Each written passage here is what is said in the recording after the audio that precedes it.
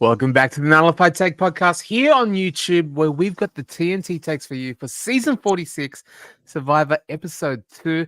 My name is Kahuna, and I'm, of course, joined by Mr. Jake, Jebediah, Jesperson, Triple J's over here. Jake, how you doing, buddy? I'm doing good, Kahuna. A little sad Chris isn't here, but we'll get over No, it, I no Chris guess. today, but when the cat's away, the mouse can play, and we can just talk crap, and we'll Right. talk about Chris like tribes talk about each other when they're standing at the immunity challenge. You know what I mean? There's no rules today. Chris isn't going to be nagging us like he always is, right? Absolutely, we can do whatever we want. That's what I always do, and then I just end up doing normal thing. But what Chris would do in this situation, and that's what I need to ask myself all the time, is I think he would say shout out to the people in the chat first up. And we want to welcome Chris. Hey everyone, Chris is here. JE said hey Chris, but no, then we get the hey everyone. So JE just spreading the love everywhere. I hope everyone's having a good Friday evening / Saturday morning for me. Before Danica B. Hey, and she is of course heading over to the computer, not driving. Rare one for Danica B. We got JE. Hello to our bespectacled host. Oh yeah, you're joining me with the goggles today, Jake. Yeah, today I'm in a new setting, so the reflection isn't as bad, so I can do it. Look, I like it, man. Looking good. Thank you. Chris said we got Kahuna back, but now Chris is MIA. We do, yeah. It's good that we've got the three of us to give a little bit of versatility, and I can back up when Chris can't make it. And last week I was sick, and next week I'm not going to make it either, Jake. I know you're disappointed already, but it's my boy's birthday party. I'm going to be setting up balloons and blowing up balloons in the park early in the morning. That sort of thing. Jay says, yeah, what would Chris do? Chris would do a much better job of running a podcast live, I think. There's my main Gabe. I don't know what Gabe gets to do when Tom McPherson isn't here. Who does he get to shit on like Nami does with Yanu? That's for sure. Georgette. Hello, Georgette. Chris said, Jay, someone direct the convo to talk about the Australian Survivor. Yeah, that's What Chris would do. To be honest with you, Jake, that wouldn't be too hard for me to like. One of the things that I'm enjoying a lot is let's talk about then to start off the episode. It was a special 2-hour episode, and that seems like substantial, like a lot for Survivor. Whereas I come off with Australian Survivor, it's 90-minute episode 3 times a week. Mm-hmm. You know what I mean? And I'm like. But I feel like there's a way of doing that, right? What did you think of the 2-hour super special here? It felt like the editors didn't really want it. Like with the, I mean, I guess we'll just get into it. The whole, naming songs back and forth, the Metallica and Taylor Swift songs, like that's something that they would not normally put in, if they were strapped for time. But I feel like they did, and it went on pretty long. I was perfectly okay with it. I thought it was entertaining, but it felt like it's just because Amazing Race isn't going to start for another week, so they've got a time slot open. A scheduling issue forced a 2-hour episode, and although we as Survivor fans are always like, yeah, give it to me, give me more. Mm-hmm. Do you think this is the best use of time? Like, my vibe and what I got, I don't know if this is a good analogy or not, but I like making weird, comparisons. Is that old school vibe of like, I've never had this happen to me, and I don't know if it's actually happened in real life or it's just one of those urban legends that older people like myself hear about, Jake, that you might not have heard of, but it's from a generation like mine, where if you ever got busted like smoking, and your dad is like, oh, you want to smoke? Fine. You're going to smoke the whole carton right now. Yeah. Like, they're like, you want more camp life? Oh, really? Are you sure you want more camp life? Okay. 2 hours. Now shut up. They're just like, here, you can get the songs. We're gonna have a song off competition. Like, that's what we're gonna do. You want 2 hours? Okay. Like it No, just felt. it is pretty funny because I looked at what people were saying online, and people were, of course, saying because they always have something to complain about, and it was why did they show that scene? That was so pointless and just went on for so long. And it's like these are the same people that, yeah, like you were saying, were like, we need to go to longer episodes. We need more camp life. We need more, and it's like, well, this is what it is. Like, that's what camp life is like, I you think there's a know? balance though, right? Like we got a 2-hour episode with one challenge.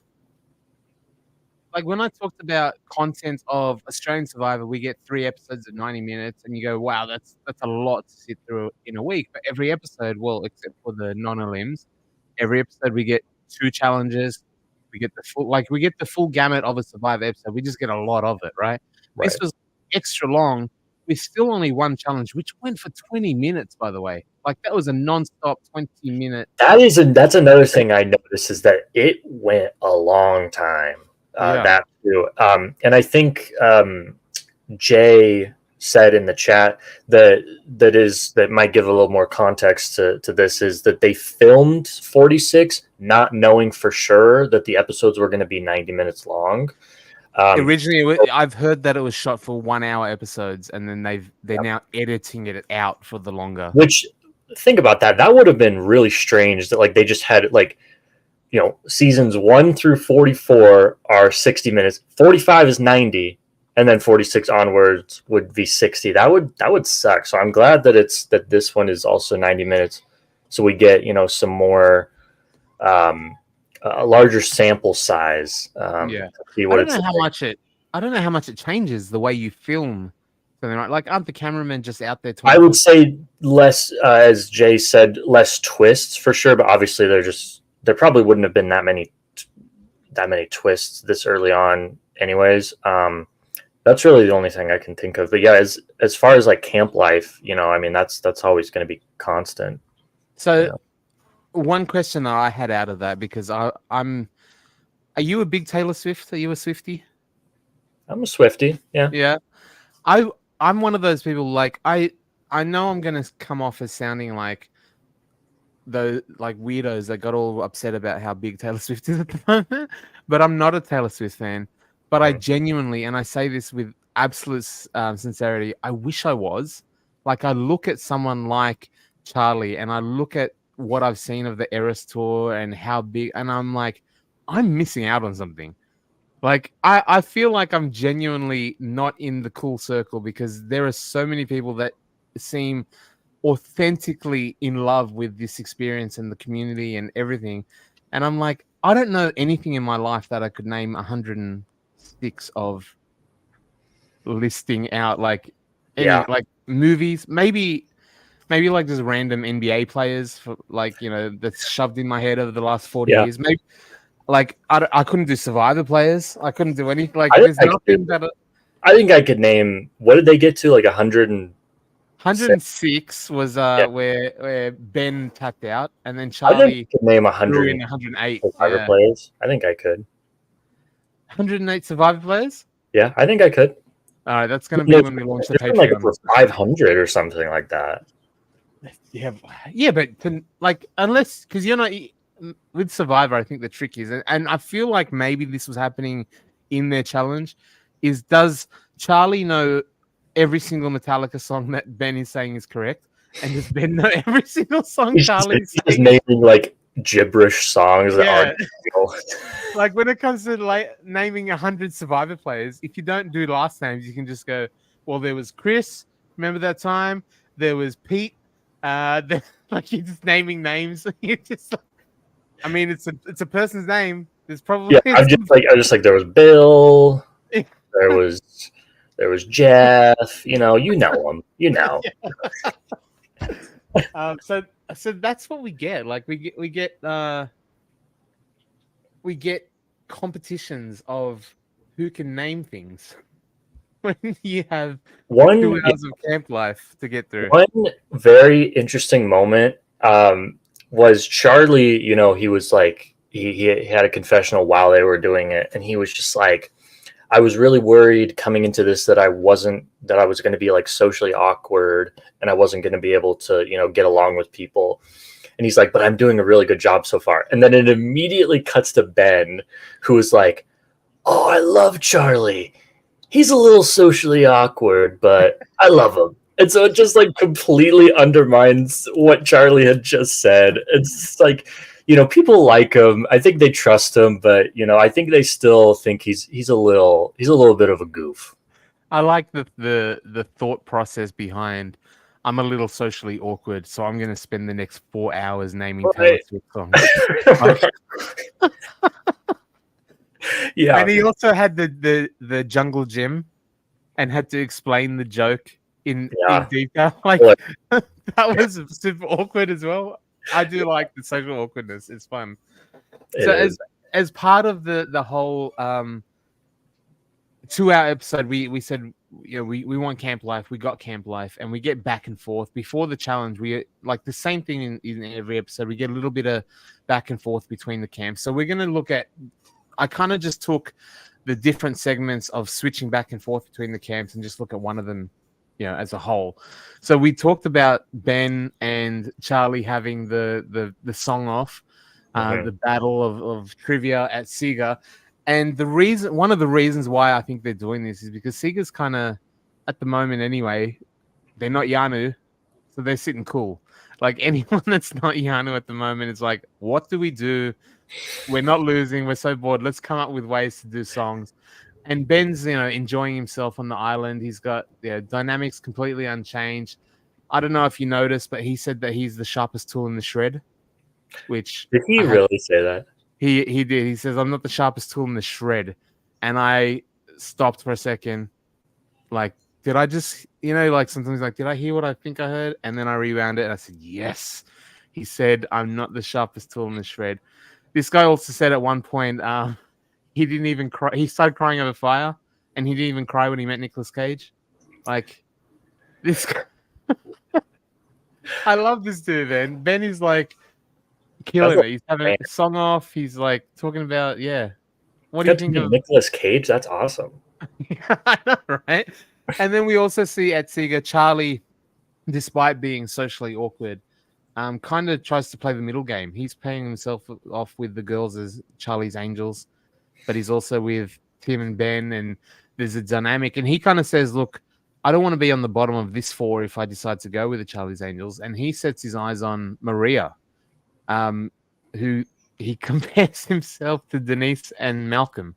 Maria and him. What do you think of like that as far as like calling your shots? Like, when you see the preseason interviews and they go, yeah, I'm basically Parvati, like I'm basically like a combination of Parvati, Boss and Rob, Sandra, Tony, basically just like all of the good parts of all of those guys. So when you call back on Survivor, you go for like legendary characters, and like you see Charlie with his Taylor Swift antics and the way he's so far 2 episodes in. You'd say Malcolm and him are pretty. What do you think so far? Is he a Malcolm? Well, we'll see. We'll see. He might live up to it, but I'm still waiting for some more data to look at to really assess this. But I do want to say it's an interesting thing to leave in the edit, right? They like to show it when players call their shot on that. Like they showed last season with Rob and Amber, D and Austin. Went literally the exact same way, where D and Austin made it to the final 3 and won, and D won. So could this be Maria winner and is gonna cut Charlie late in the season? Or maybe was he saying he was Denise? Or I'm assuming he's saying he's Malcolm. Because it's almost easier to believe he's Denise than Malcolm, isn't it? Because Charlie, I think one of those people won and the other one lost. So I think I think if you want to make a comparison like that, in the Malcolm spot, right? Yeah. So Yeah, that's an interesting one. Like with Nami and Sega, both of them not having to worry yet, right? We're only 2 episodes in, 4 days in, but Sega, what do you think of Charlie already kind of finding that spot and trying to say, look, Maria's gonna be my ride or die. I've got Charlie's Angels. I'm hovering between the two. And I feel like multiple times throughout this episode, including up through the tribal council, I heard so many people talking about like in episode 2, talking about their post-merge plans. And like what is it too much too early? Like, is it smart for Charlie on a group like this where they haven't had to do too much, but he's kind of at least thinking long term a little bit. What's next? What's coming around the corner? What do you do when you're a tribe that is just chilling? You've got all this time in your hand. Do you count songs? Do you strategize? Like what do you do to First order of business is you count songs. That's always the first thing you do. get that out Second, of the way? you have to get that out of the way. Second, Yeah. you come up with nicknames for your tribe mates, like Jungle Gem. Then you strategize. The papaya puppy. You got to get those first two out of the way, just right off the bat. Then you can strategize. And I like where Charlie's head's at. I mean, they have shown that they're a physically strong tribe. So it's not crazy for him to think we might just win every challenge, at least until, there might be a tribe swap. So maybe he needs to, but that's another good thing that he's keeping his options open, that he's not just settling on one. And then what if he switches onto a tribe with the other ones that he didn't, really try to bond with? So it's good that he's keeping his options open. Right now, I think that it's probably the smart move to think ahead like that. If you just jump into an alliance that is you're just gonna be the first one out when anything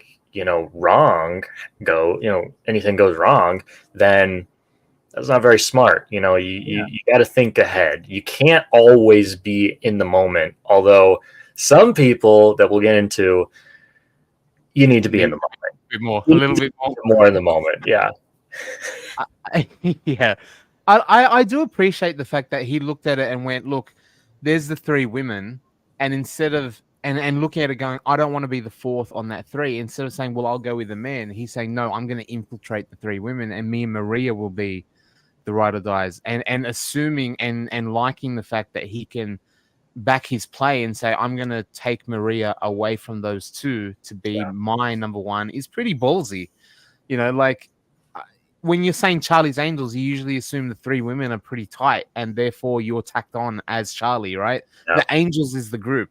Charlie is the extra, and he's saying, no, I'm going to make it me, Maria, the Malcolm and Denise, which is really interesting and interesting to see how that's going to play out. And the fact that they, like you said, they left it in there with the full edit, by the way. We got the flashback footage of Malcolm and Denise. That's what I'm saying. They showed, they did the whole shebang, just like they did with Dee and Austin with Boston, Rob, and Amber. They showed the flashback to them back on All Stars, and I was getting a little, deja vu from that, of like, this could be like he's calling how this game is going to go right now.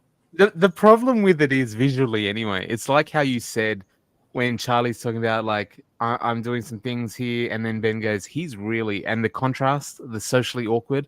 Yeah. Like when they go, oh, Malcolm, and they've got Malcolm on screen, and it's kind of got that filter because it's memories, it's flashback, and he looks like faded. And then you've got Malcolm looking like Malcolm, and then it cuts back to Charlie. I'm like, no. Well, Jay saying Charlie's showing his Harvard big brain here. That's another thing that, like, as an Australian, I am fully aware of the reputation of Harvard and the Ivies and all that sort of thing, and being the number 1 of the Ivies. But in everyday life, if you're out on like just normal life, but even more so out on an island, does anyone give a shit? No, right? Like the way they hide the Harvard thing, I'm not going to tell anyone. Like, no one's going to go, oh, he's from Harvard, he must outsmart all of us. You know, Wow. they don't think, oh, he's from Harvard, he's a privileged white rich guy. Yeah, especially right. Yeah, I mean that's probably the first thought that comes into people's heads. Um, yeah, I think especially out on Survivor when you've got strong personalities that are very high on their own supply. I guess they don't give a shit. Yeah, but that's also the thing of people from Harvard, isn't it? Yeah, and I think that's it's interesting. He's not exactly that. Yeah, We had what's his face, Drew from last season, just straight up in the first episode was just like, I'm probably the smartest person on this cast. Yeah, we haven't seen Charlie do that, even though like I can't remember now if Drew was going to an Ivy League school. Um, I so can't remember. I yeah, can't I can't remember. remember either. But yeah, Charlie, he seems to be much more humble, you know, than your average stereotype of somebody that went to Harvard and won't shut up about it. Yeah, yeah. Johnny Sports Network saying, "Where's Chris today?" You know what? I'm not actually not 100% sure what he's up to today. I just know that he said he can't make Saturday. Can I fill in for him? So he had something planned for the weekend. He might be away. Probably. He's a jet setting lifestyle having kind of dude. Um, so here, I guess, if he did sort of advertise he's from Harvard, maybe people vote him out as someone who doesn't need it. That I sort don't of think thing. I care. Is oh, they're not in the same tribe. I was thinking Charlie and Liz. Yeah, I was gonna say because Liz has taken that Yeah, approach, the opposite to that approach. I'm not hiding anything. Like at Nami, so Nami had a week where like they came off the win the first time. They're celebrating their winning streak. But Liz seems to be super comfortable. Like we said, the different approaches, hiding the fact that you're from Harvard. In other seasons, I always hate the secret lawyer thing. Like, I'm not a big fan of the secret lawyer thing. But what do you think of Liz's opposite approach here of saying, I'm just going to come out and say, I make millions and millions of dollars. I don't need the money. I'm an amazing business person. Like, what is that approach? this is a prime example of why Survivor has lasted 46 seasons because we've never seen this before where somebody has just so brazenly avoided like any sort of subtlety with like I am so successful, like everyone, like she was just like even talking about like her dating life, she's like, oh, men just get Yeah, so they're so intimidated. dated by my wealth, and it's just like, ugh, so annoying. And it's like not only is she, not being subtle about her finances, but she's being so smug about it. Like, Yeah, oh my gosh, like just the lack of awareness is hilarious. yeah, It is. yeah. It's definitely the fact that men are just so too intimidated. Like they can't possibly put up with someone earning more than them, which I know is a real thing, but there's definitely people out there. It is a You real know, thing for sure, yeah, but it is. I still just wonder if they are just annoyed that you won't shut up about it. Yeah. He doesn't like that I earn too much money. No, I don't like that you keep talking about it. Exactly. The funny thing is, on this week or last week of Australian Survivor, a similar thing happened. One of the competitors, Kitty, decided to tell everyone that she's on track to make 9 figures this year. Like I don't get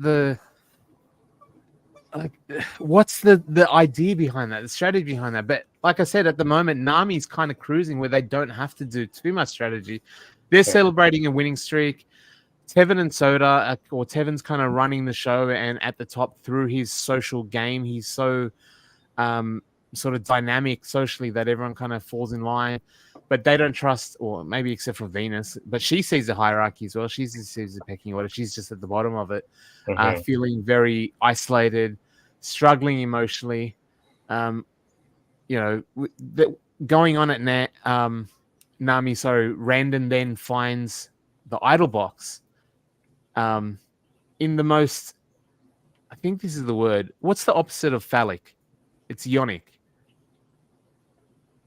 I'm not sure what the There you word, go.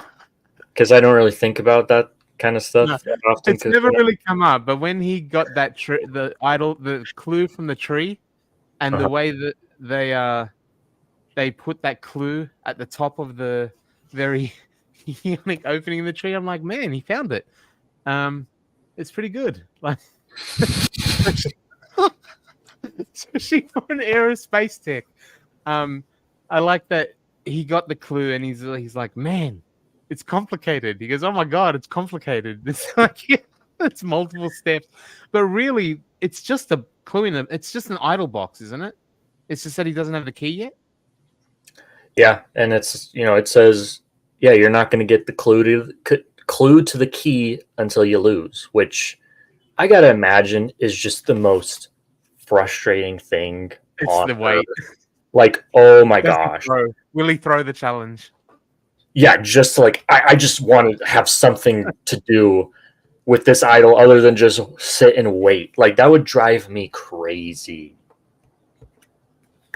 Just I waiting. I I say I wouldn't. Well, maybe I would, not being there. But when I read, I was like, oh, okay. So I'm safe until we lose, and then I just come here and get it anyway. Like, You never know. I mean, I think we might be underestimating how long this might take some people to decipher because I feel like Tiffany did it really, really quickly. hmm. But, you know, some other people might not just they might not be able to just do well with that type of clue. So he has this clue. He is kind of looking at the rest of the Nami tribe. He sees Tevin and Soda sitting pretty at the top, and he kind of says, "Look, maybe a little bit at this point, a little bit too much paranoia. He thinks he's at the bottom, but he kind of says, if I am at the bottom, then I need to figure out who I'm going to trust and work with this information." He looks around and sees Venus having her social struggles, really being at the bottom there, and he pulls Venus in as the bottom feeder of the group. What do you think of this move from Randon? Really interesting. Like this is like never would have expected this to happen. Like it was really just out of left field, but I like it a lot.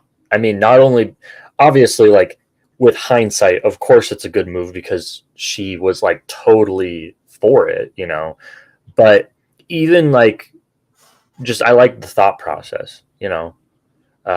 Interesting, very interesting. Just given the first episode really sort of focused on their squabble, I guess it wasn't really that big a deal, but it was still something. I think it was smart because, like, I always kind of like Caleb last season with Emily. Yeah. When she was really like we thought first episode boot, like she's gone, she can't control it, like socially she's out, she's just pissing everyone off. And Caleb was the one that really reached out to her. And although she ended up going further than him because his threat level was just so huge, but at some point, like that came back to him. She helped him. She was on his side, and she was really his ride or die. And I feel like Venus here being right at the bottom and crying about it, like not like letting people know about it with a face, like I don't think she can hide the fact that and we see a conversation a little bit later as well with Soda, but for Randon to recognize that and reach out to that, and like it should be the person that you're reaching out to in that position. And she was like, yes, please, like anything, save me, I need someone, like. And the fact that he was investing in her and trusting her with information is gonna make sure she's loyal to him to a fault. Like, I think and she even said, like, in her confessional, like, I'm glad he's working with me, I can't wait to get to merge and then flip on all these people like immediately. And Yeah. and with an attitude like that, do you think Randon will be one of the people that she does that to? I don't think so. Exactly. I don't think so. Yeah. I think because people, I feel like, underestimate just how crucial the emotional element is. I think like you just mentioned with Caleb and Emily, Emily was so grateful that he literally just just talked to her and like gave her a chance, you know. When you're really down and out like that, like you remember that. And even though this is a game where you're supposed to put, you know, strategy over everything else, people will still feel sort of obligated to, you know, pay back the trust that they, you know, put in you. Yeah, and it's not like she's got a lot of other options, right? Well, So yeah. that yeah, that will Yeah. build that relationship even stronger. Like, and she is a vote, she's a number. And when you have a again, one of the things I don't like about US Survivor is when you have tribes of 6, like every single number you can get counts. Like the margins are so razor thin. You need a 4-2 majority, otherwise you're going to rocks. Like, you know what I mean? Like that's hard to get. And if even one person Yeah. in your group isn't completely solid, then Yeah, yeah. it's a high degree of difficulty. So why not bring in a Venus instead of isolating her?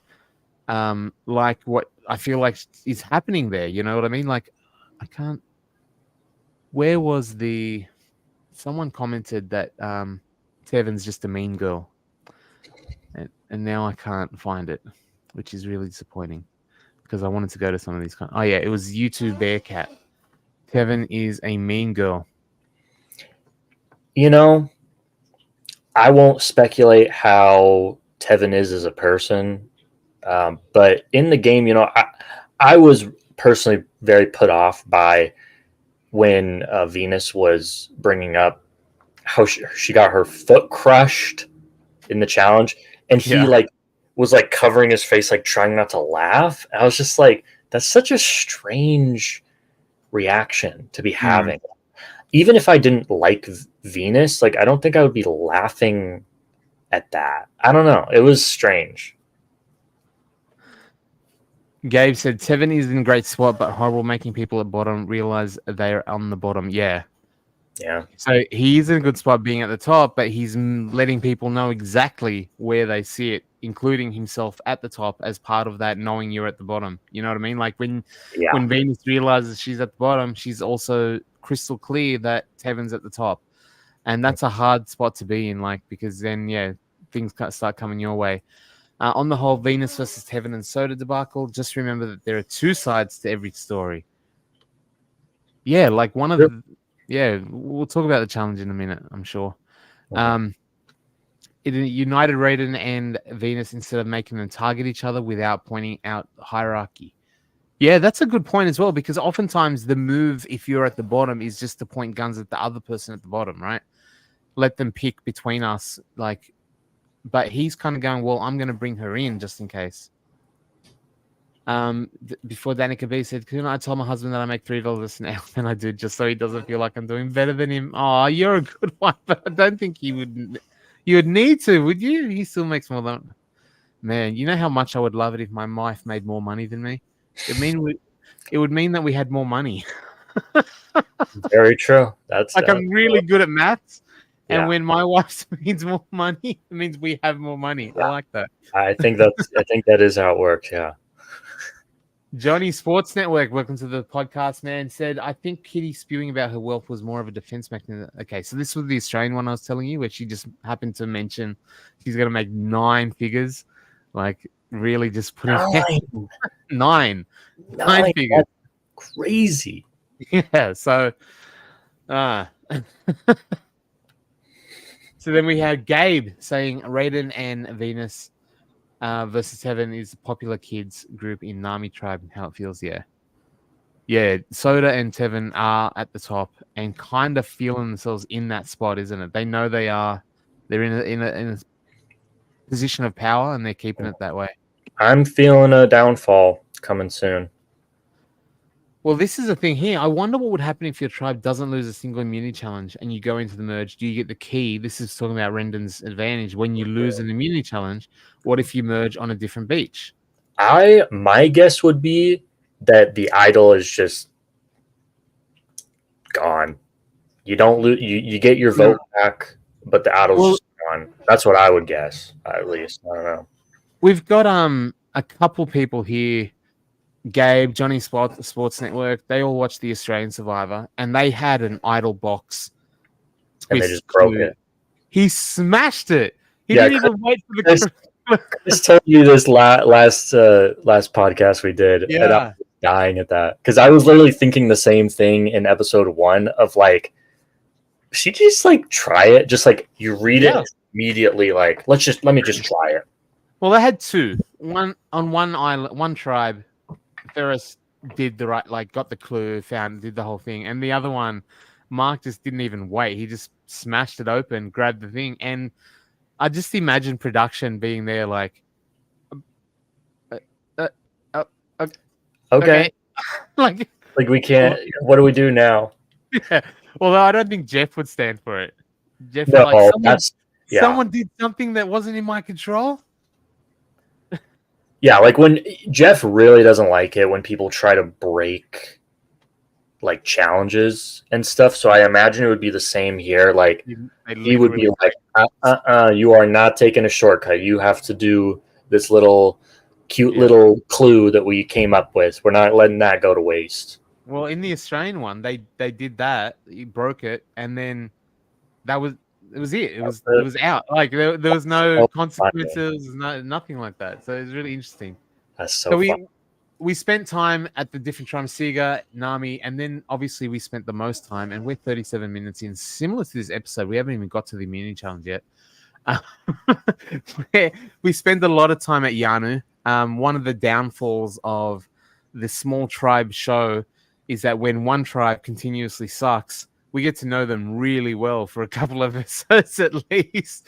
And Yanu is where we spent a lot of time this episode, mainly because we started the episode with the aftermath of like the Jelinski vote, and they're all kind of just down on themselves. They're all dwelling in like Loserville at the start of the episode. Everyone's kind of down on themselves. Banu's freaking out again, saying, "How do I get to merge?"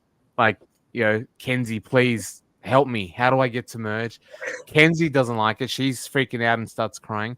By the way, Jake, I'm pretty confident I can say this about you. I feel like you might be one of the people on Earth that look more handsome when you cry. Your eyes just get more. Like, What? did you notice Kenzie when she had a little thing and she looked at the camera and goes, "Are my eyes more blue now when I'm crying?" Like, they get more blue when I cry. I was like, she is so like she knows. She is just like, oh, did I just start crying and now my eyes look just Are they even more? beautiful? Like, girl, come on.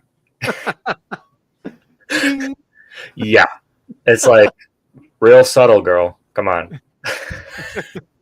So everyone's having their little.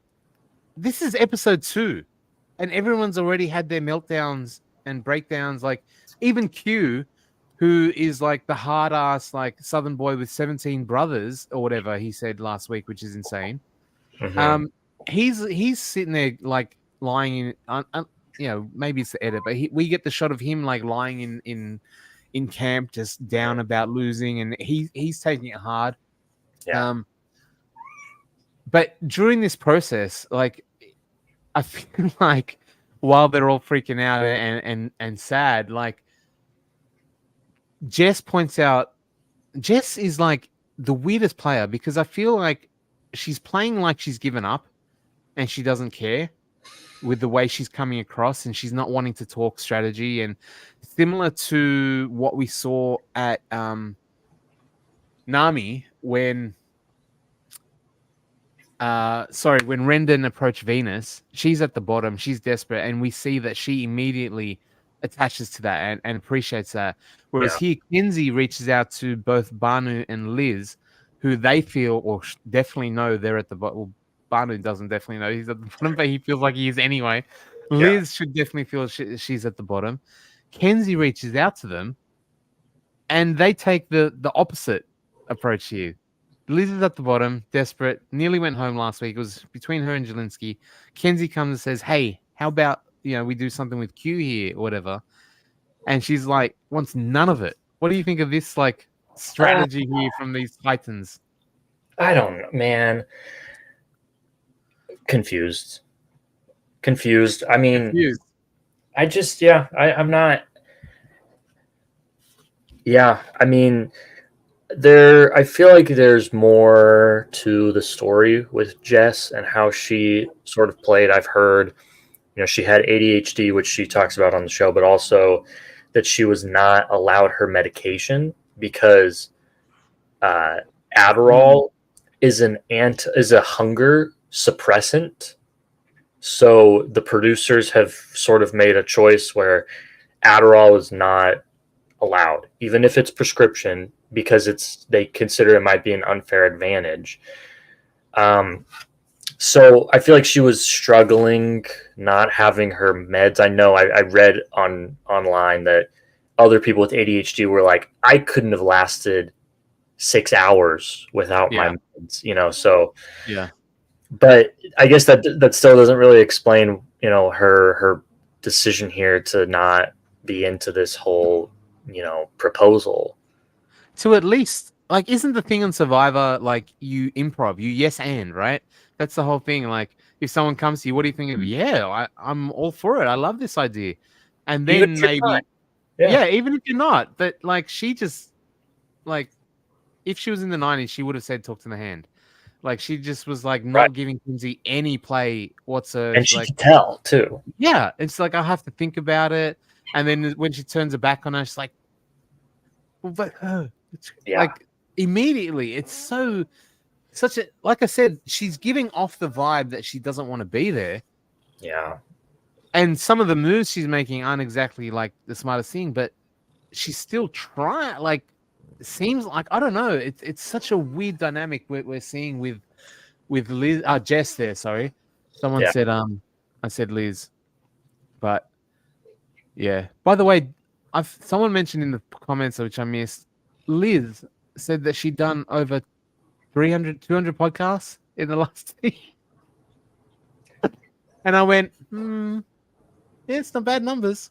Chris probably does a lot as well. Yeah, like Chris But could like she said, 300 in the last 2 years. years, yeah. It's 3 a week. 3 a week. Oh, you already did the math.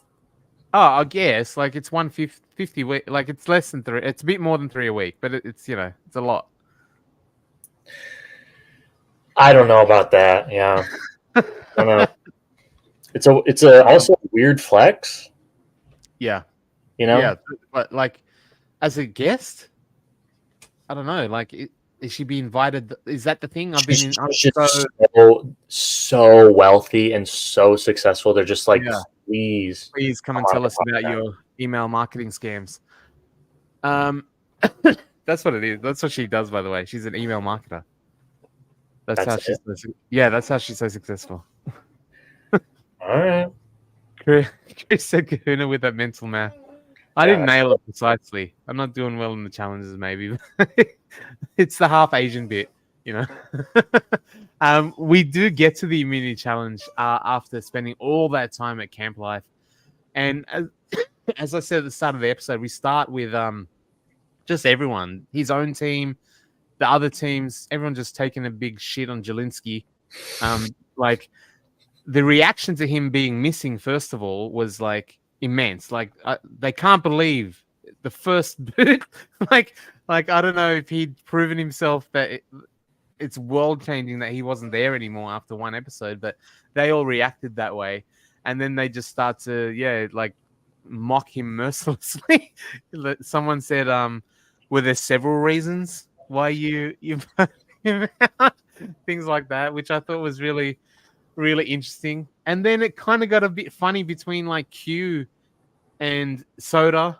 They were taking shots at each other, including Banu giving like the most super awkward, cringe, hype up speech before I think of William Wallace in Braveheart to get people, to run into the thing, and then I think Banu where he says, "I'm Indian, Gandhi fought for freedom, but we're gonna fight for that trophy." yeah. And he said it really passionately, almost angrily. Is that So what's your take?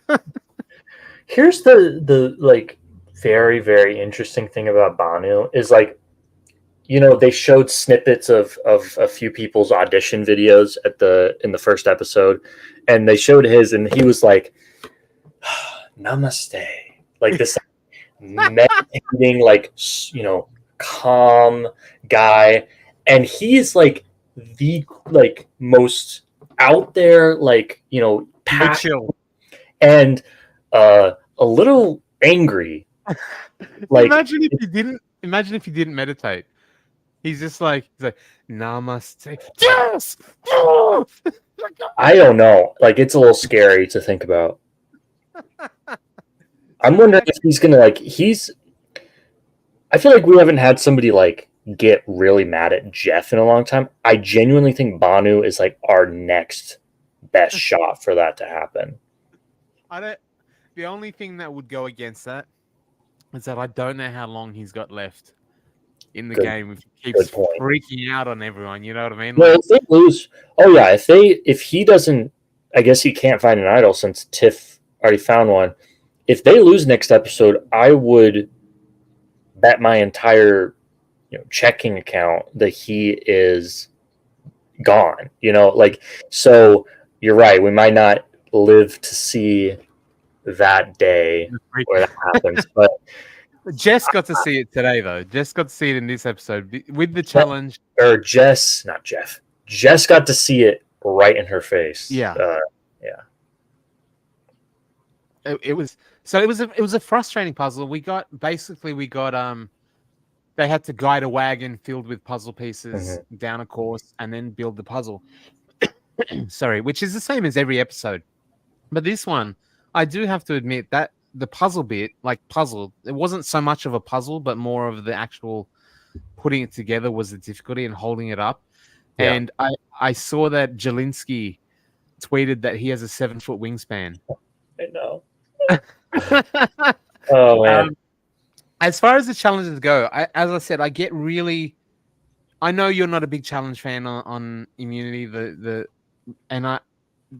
It's always the same. It's obstacle, obstacle, obstacle, puzzle. This is obstacle, obstacle, obstacle, puzzle. It's the same thing. This puzzle was incredibly difficult, and it added that level of complexity that it wasn't just the puzzle. I'm hoping that spelling the word persistence isn't the difficult part. It was the keeping them up and all that sort of thing. And we did get to see, Banu kind of freaking out. Nami wins again. They're like second verse, same as the first. We'll do this again. And then Yanu says, all right, well, we'll do the same as last week too. And they go out. So Q's talk of like, they beat us with 6, but we'll see how they do with 5.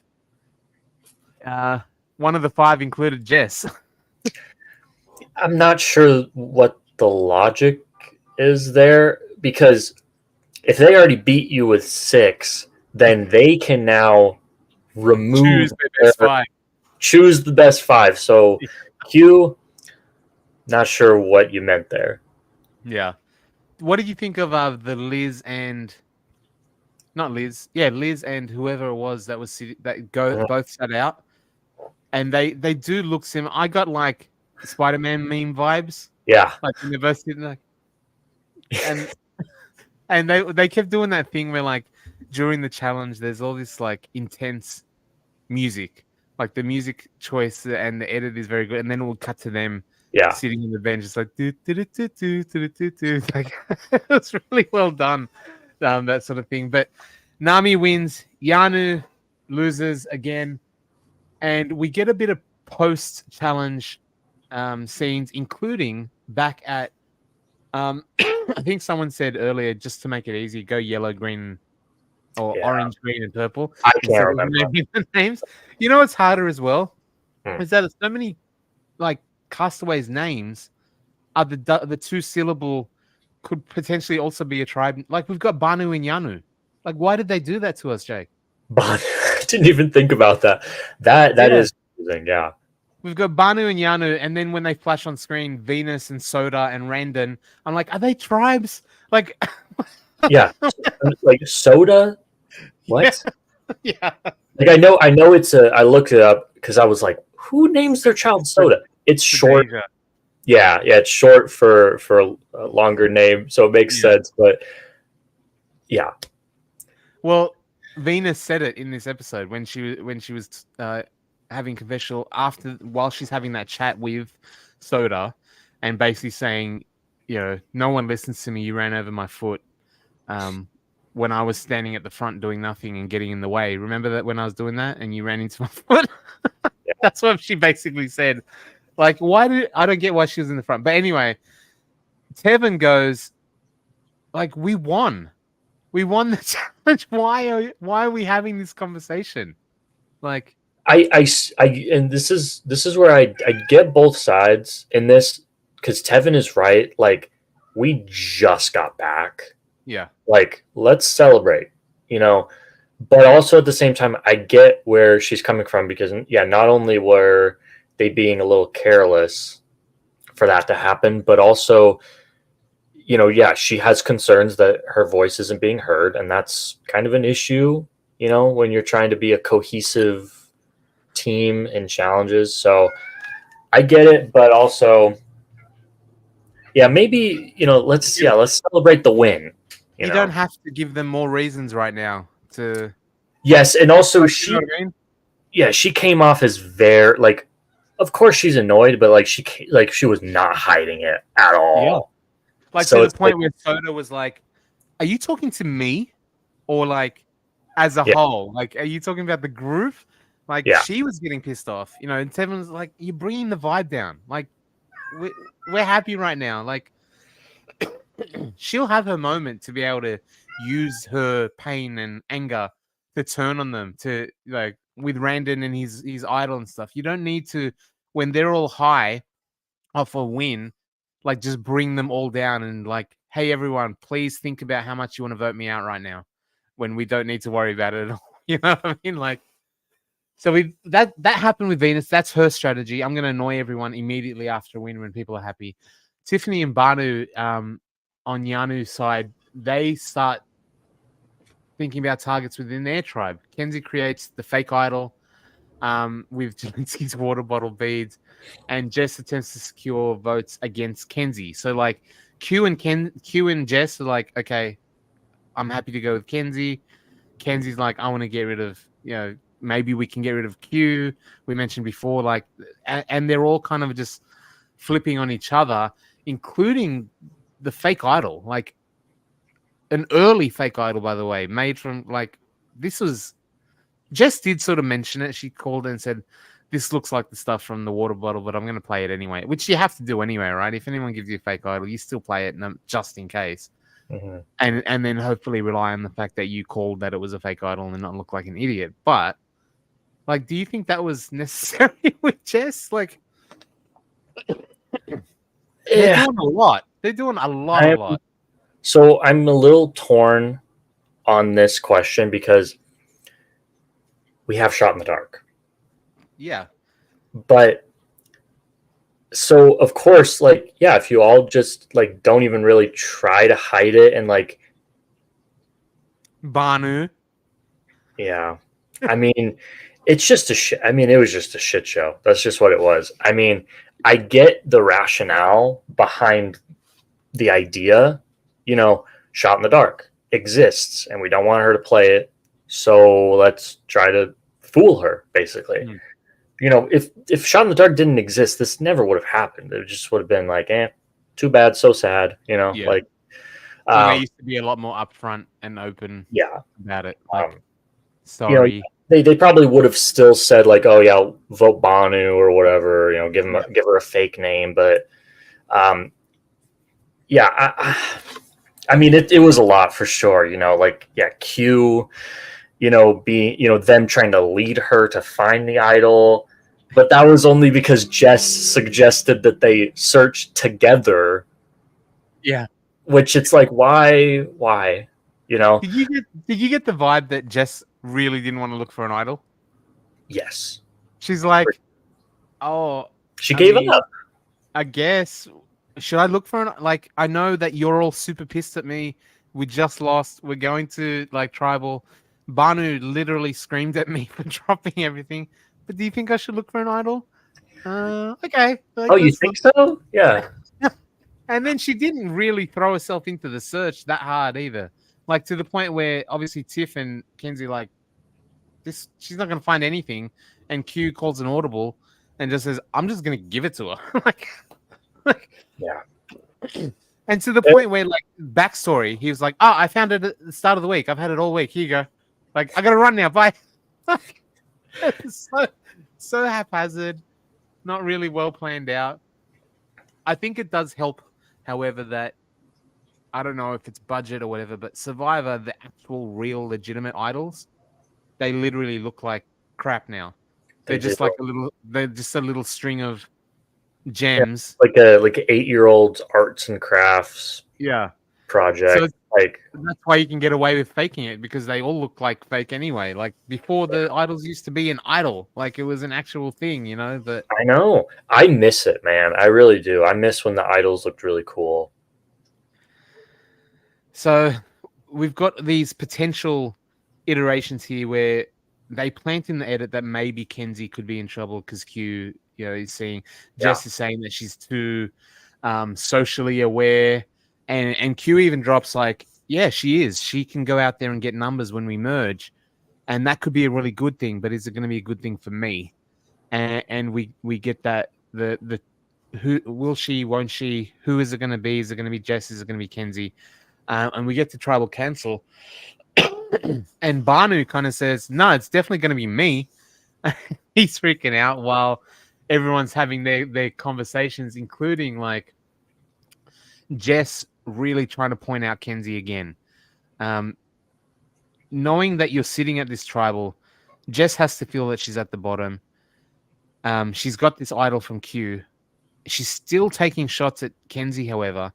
Is Kenzie the right place to put the suspicion and the vote? If you think Q is your number one, looking at this tribe the way it's sort of set out, do you go, if you're Jess, do you take that shot at Kenzie?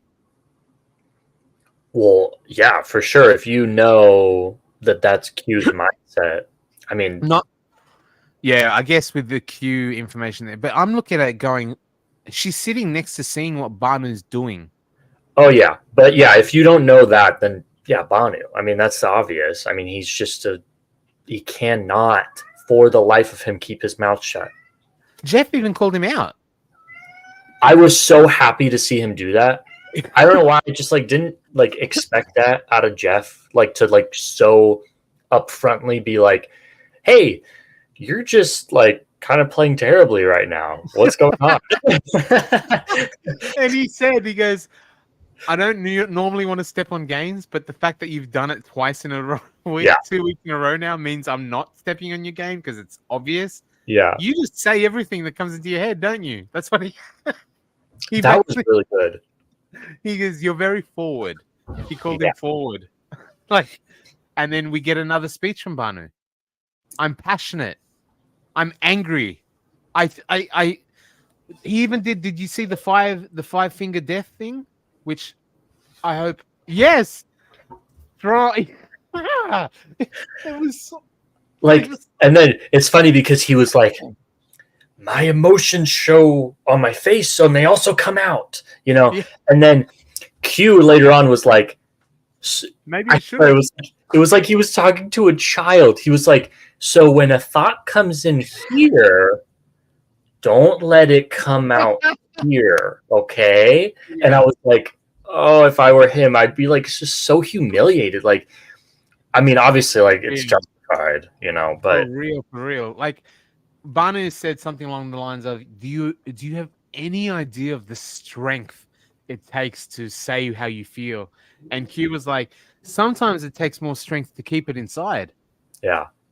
It's actually very easy to say whatever comes to your head. Exactly. It's actually very easy. It's way harder to keep it inside. And yeah. Banu is a shit show, man. I don't know what is going on. I don't even know what to think is gonna happen with him other than he just spectacularly flames out. I don't really see another path. How do you trust that? Obviously you can say don't do that anymore, but what if he does? Like, why even take that chance? You know? He's training though. He said, I'm training. I'm training myself." I'm like, "What? No, man. That's That's worse now." like, yeah, it's like some sort of like skill. Like this should just come naturally. Like in Yeah. a game like this, like you just know that, you know? It's it's fascinating, especially like I expected more because even though everyone on the show says they're fans, he said like he's like genuinely a fan to the point where when he got his American citizenship, he signed up. He's been waiting that long. Yeah. And for someone to be like so completely unaware of how to play the game, like just to keep a little bit of information to yourself, when he heard his name was like, there's 5 people left, bro. You said I'm at the bottom. There's 5 people. And when he heard that Kenzie maybe mentioned his name once, this is what we get. We get a tantrum at Tribal. We get like freaking out. Like they're looking at that going, what are we like? Even Tiffany turned and said, what is happening right now? Yeah. Like, which is one of my favorite questions about anything. When things are going like, what is happening right now? Yeah. Like, it's this No, tribe, Yano, is crazy, man. it is. And does this show that they were stupid for keeping him over Jelinski, or does this show just how bad Jelinski was, given that he was taken out before him? Man, well, it's kind of both. Like Both. the fact that you've got people just willing to talk their own game into the garbage. Like if he had shut up, he'd probably be looking a lot golden now next to Jess, who went, and then Jess, who dropped some stuff on Kenzie with Q not feeling it and all that sort of thing. Q even said to Banu, "You're not going home tonight, man." Like that was earlier in the show.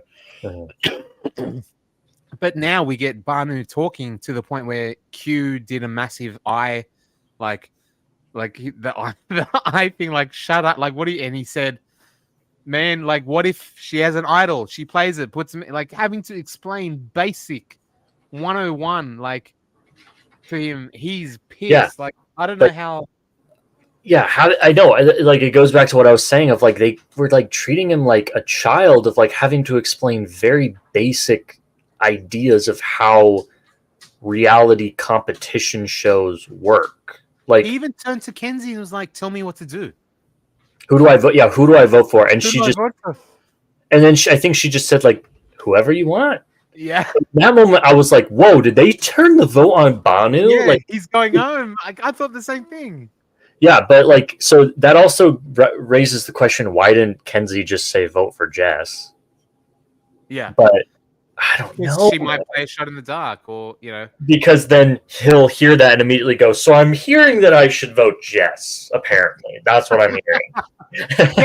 Kenzie said, Yeah, Kenzie told me I yeah. should vote for Jeff, I have something to say.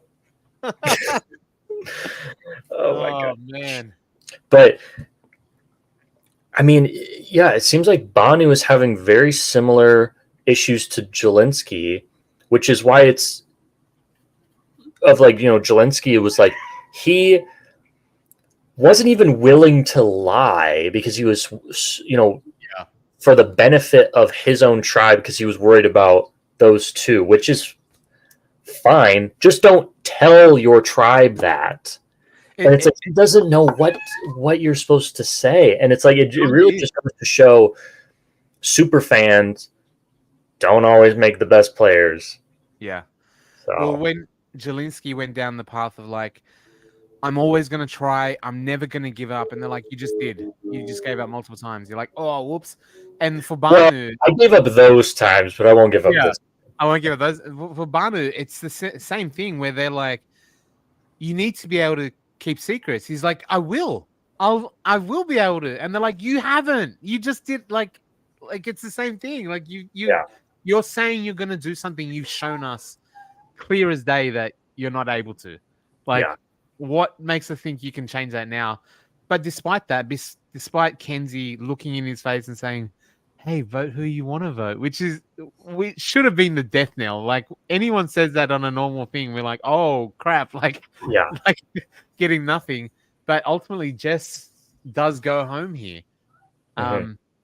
And I think what this highlights for me, the cast this season, Jake, is pretty great. Like as much as I'm saying Banu's crazy and there's a lot of shit going on, it is completely entertaining. Of Like course. Yeah. so far, it is completely entertaining in the craziness, in the not good playness of Every tribe has really, really interesting storylines going on. I can't remember the tribe name, so I'll just say, the Green Tribe has, um, Charlie's Angels, you know, naming Malcolm songs, Denise. all that jazz. Um, the is it Orange? Orange Tribe has, all the drama with Venus and Soda and Randon finding the idol and bringing her in, and then obviously we just talked about all the crazy shit on is it the purple Yanu. Yanu. Yeah. Yeah. Banu So and Yanu, remember? I'm enjoying this so far. Yeah, it's been really interesting. Like you can't say good because it's not like it's high level gameplay, but it's definitely Oh, interesting. Like it's fun to but watch for sure. some of the best seasons don't have good gameplay. Yeah, it's true. And I think we're gonna get one of those seasons. Yeah.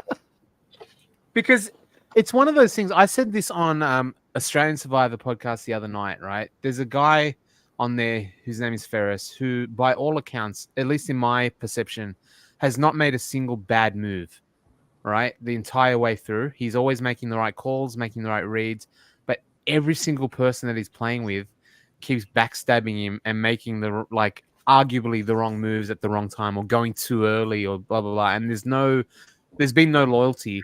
And the one guy that's been playing the whole way very loyal has been backstabbed nonstop, right? Yeah.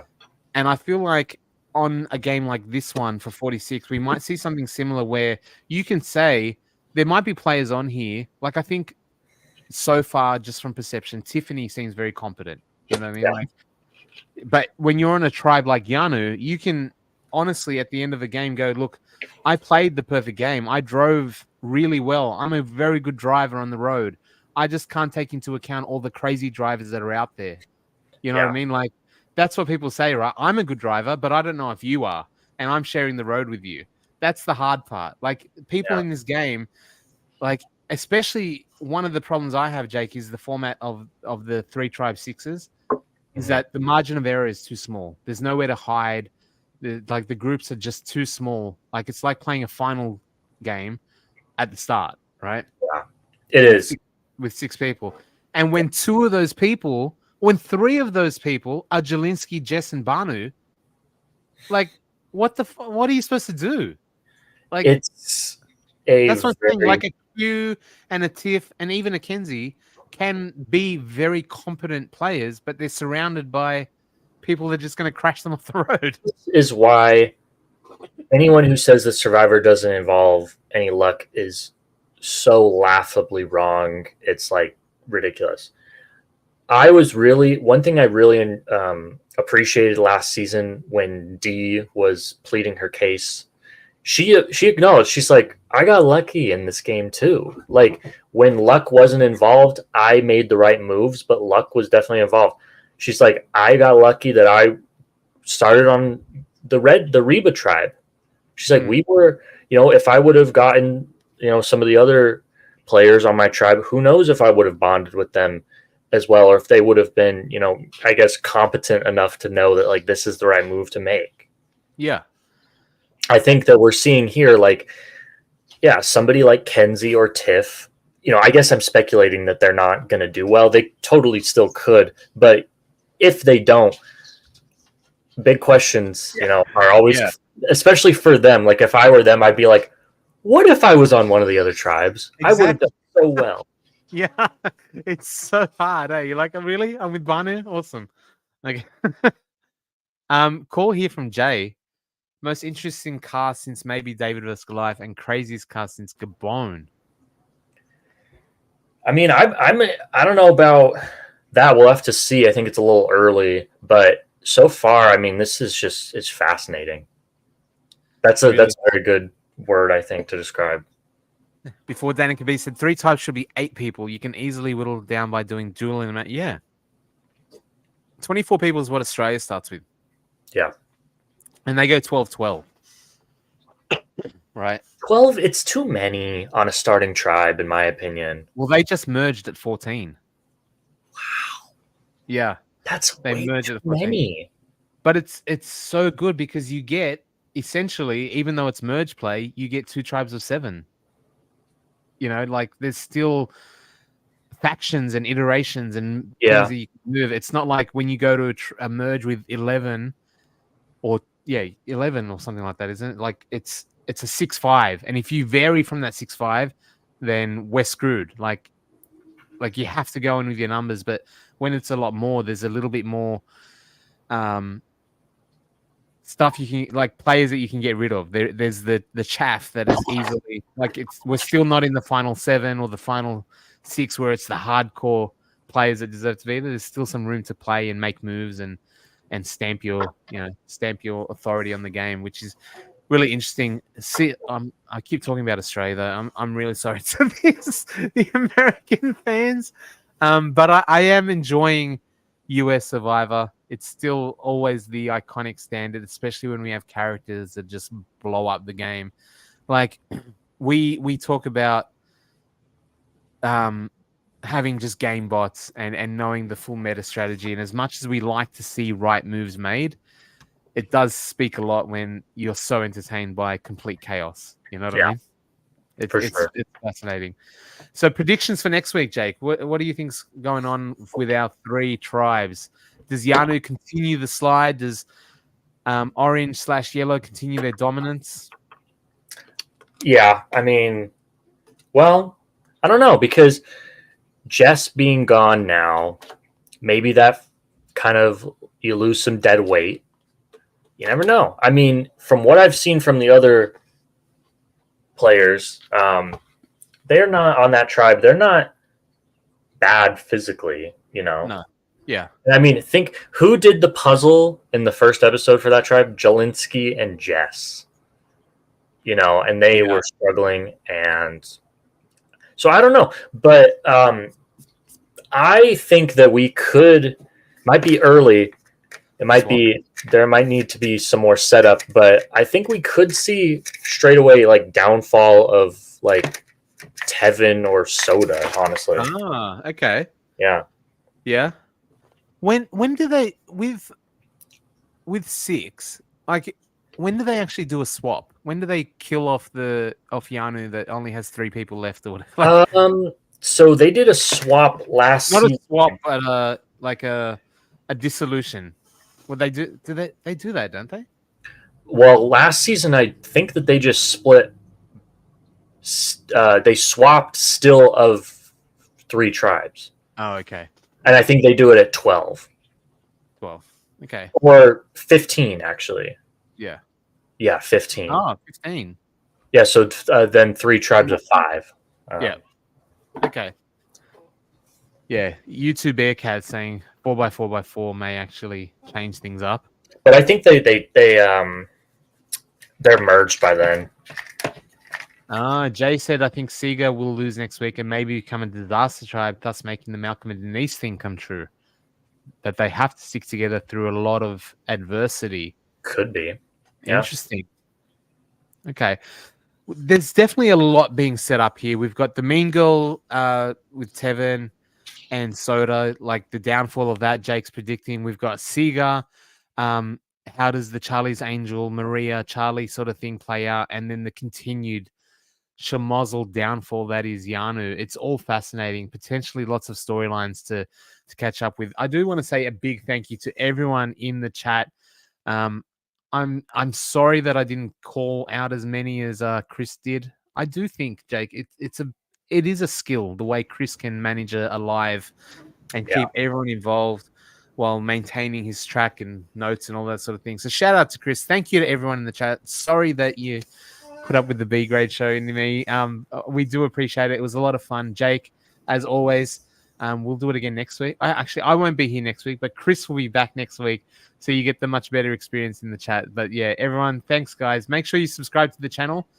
Stay tuned to the thing. We've got Australian Survivor next week, and then of course more US Survivor 46 coming the weekend after. So until then, grab your torches, head back to camp. I'll see you next time.